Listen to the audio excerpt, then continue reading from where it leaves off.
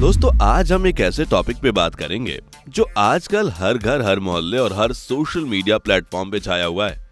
Online gaming और fantasy apps, खासतौर पे ड्रीम 11। ये एक ऐसा क्रेज है जो हमारे देश के यंगस्टर्स को दिन पर दिन अपनी पकड़ में लेते जा रहा है।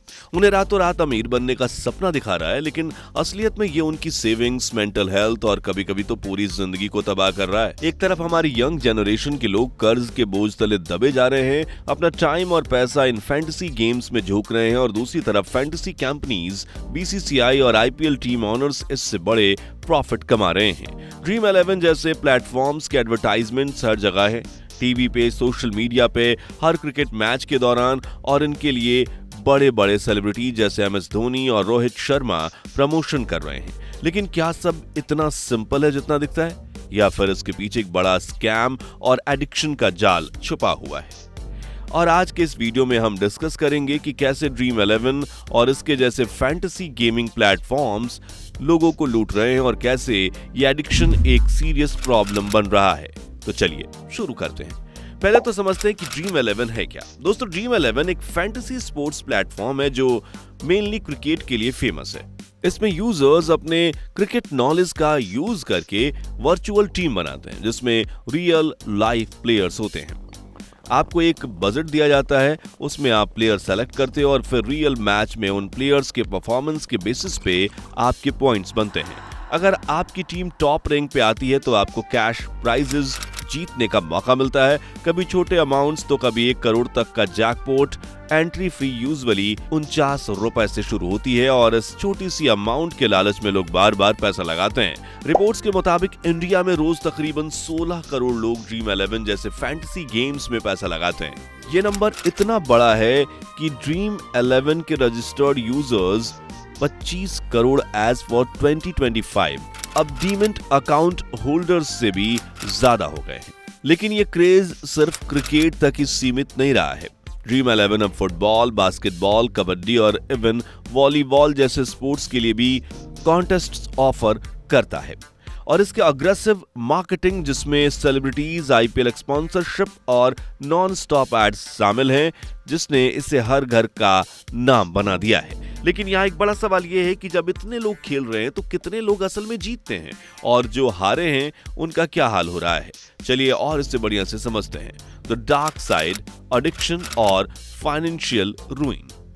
ऑनलाइन गेमिंग, खासकर फैंटेसी गेमिंग, एक सीरियस एडिक्शन बन चुका है। बेंगलोर के shut clinic service for healthy use of technology के हेड डॉक्टर मनोज शर्मा ने एक मैगजीन इंटरव्यू में कहा कि ऑनलाइन गेमिंग एडिक्शन के केसेस दिन पर दिन बढ़ते जा रहे हैं। उनका कहना है कि इंडिया में टेक्नोलॉजी बेस्ड एडिक्शन को सीरियसली नहीं लिया जाता, जिस वजह से एग्जैक्ट डाटा अभी अवेलेबल नहीं है, लेकिन प्रॉब्लम बहुत बड़ी है। दिल्ली के एम्स की डॉक्टर रचना भार्गवा ने भी एक सिमिलर बात कही। उन्होंने बताया कि अक्सर इंडियन फैंटेसी गेमिंग में पैसा लगाना तब तक नॉर्मल समझते हैं जब तक ये एडिक्शन एक मेंटल इलनेस या लाइफ थ्रेटनिंग सिचुएशन ना बन जाए।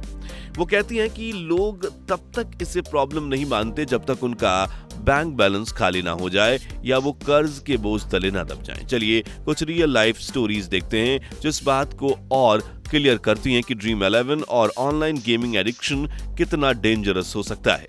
ये कहानी है दिल्ली के नॉर्थ डिस्ट्रिक्ट के deputy commissioner of police Sagar Singh कलसी के इन्वेस्टिगेशन से।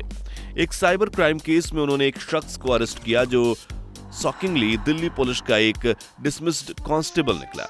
ये कांस्टेबल 2016 में दिल्ली पुलिस में बड़ा प्राउड फील करता हुआ ज्वाइन हुआ था अपनी जिंदगी के बड़े सपने लेकर, लेकिन ड्रीम 11 के एडिक्शन ने उसकी जिंदगी को कंप्लीटली तबाह कर दिया। उसकी पूरी सैलरी, सेविंग्स और इवन रिश्तेदारों से लिया हुआ कर्ज ड्रीम 11 के कॉन्टेस्ट्स में खर्च हो गया। जब कर्ज चुकाना इम्पॉसिबल हो गया, उसने क्राइम की दुनिया में कदम रख दिया। डिसमिस होने के बाद भी वो पुलिस यूनिफॉर्म पहनकर लोगों को ठगता रहा। एक प्रॉमिसिंग करियर और जिंदगी सिर्फ एक फैंटेसी गेम के चक्कर में बर्बाद हो गई। ऐसी कई कहानियां हैं जिसमें लोग की जिंदगी बर्बाद हो गई। उन्हीं में से एक है the ₹1.80 lakh scam victim.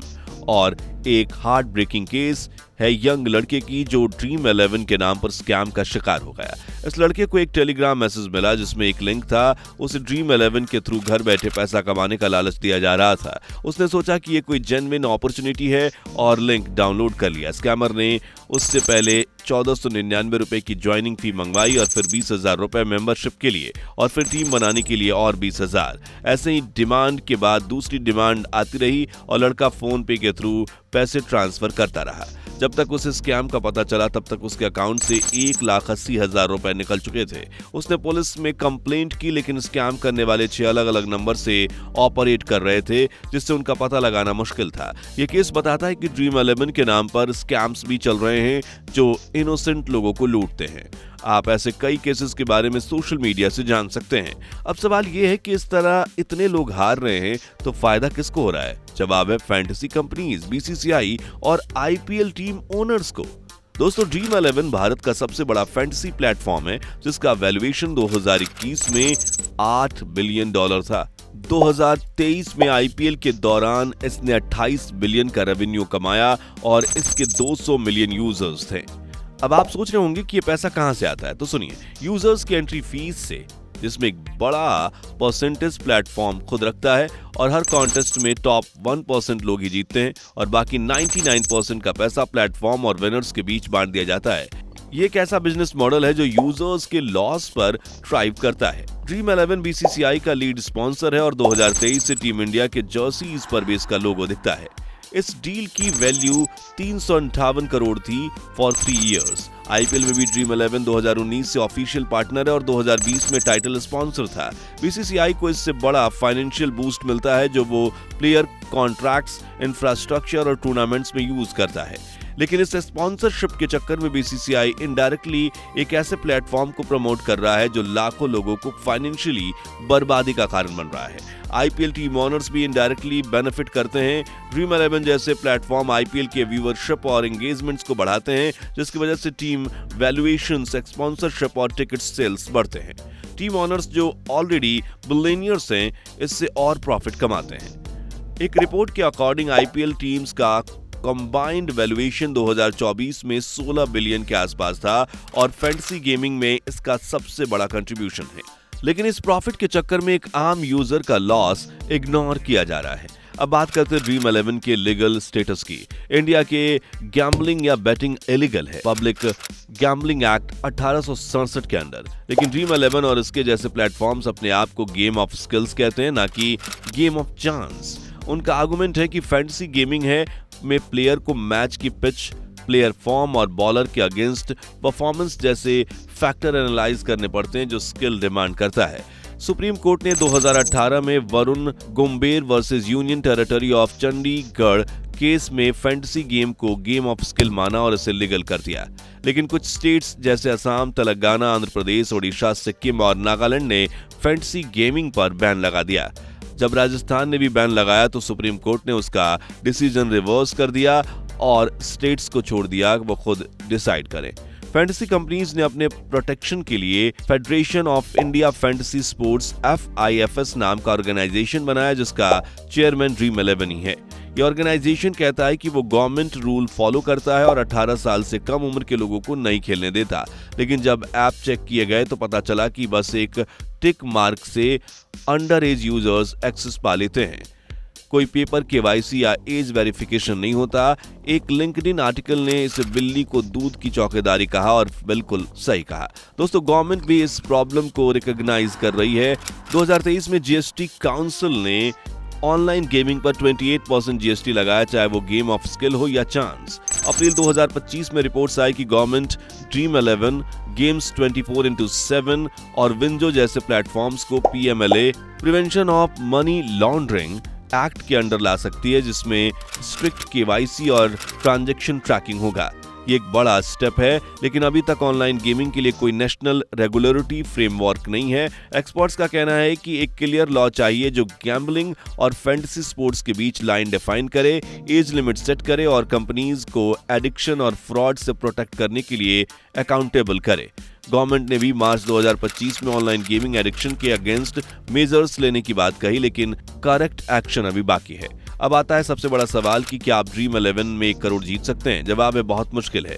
1 crore तो दूर, अक्सर लोग 1,000 रुपए भी नहीं जीत पाते क्योंकि प्लेटफॉर्म का एल्गोरिथम ऐसा डिजाइन किया गया है कि सिर्फ टॉप 1% प्लेयर या हैवी स्पेंडर्स ही बड़े प्राइजेस जीत पाते हैं। बाकी बस छोटे अमाउंट्स या कुछ नहीं जीत पाते हैं। एक एग्जांपल से समझते हैं। मान लो कि आप एक बॉलीवुड मूवी देखते हो जैसे रिफ्यूजी, जिसमें अभिषेक बच्चन को डेजर्ट में करीना कपूर मिल जाती हैं, लेकिन रियल लाइफ में ऐसा कितना होता है? वैसे ही ड्रीम 11 में एड्स दिखाते हैं कि एक आदमी करोड़ जीत गया, लेकिन ये एक्सेप्शन है, रूल नहीं। और सेलिब्रिटीज के एड्स वो सिर्फ पैसों के लिए करते हैं। जैसे MS धोनी GoDaddy का ऐड करता है, लेकिन एक्सपीरियंस्ड एंड टेक प्रोफेशनल्स जानते हैं कि GoDaddy एक सब पर डोमेन प्रोवाइडर है। ऐड का मतलब क्वालिटी नहीं, सिर्फ मार्केटिंग है। लेकिन दोस्तों, अगर आप ड्रीम 11 या किसी फैंटेसी गेम में खेलना चाहते हैं तो इन टिप्स को याद रखें। पहला, सिर्फ उतना पैसा लगाओ जो खोना अफोर्ड कर सकते हो। ये पैसा खोने के लिए तैयार हो क्योंकि हारना ज्यादा कॉमन है। दूसरा, जीतने की उम्मीद मत रखो, जीतने की पॉसिबिलिटीज बहुत कम है, जैसे लॉटरी में। तीसरा, बार बार हार रहे हो तो रुक जाओ, एडिक्शन के साइंस दिख रहे हैं जैसे कि स्ट्रेस, गिल्ट या चेजिंग लॉसेस, तो तुरंत गेम छोड़ दो। चौथा, स्कैम्स से बचो, कोई भी टेलीग्राम लिंक या गारंटीड विन वाला ऑफर अवॉइड करो, ये स्कैम्स होते हैं।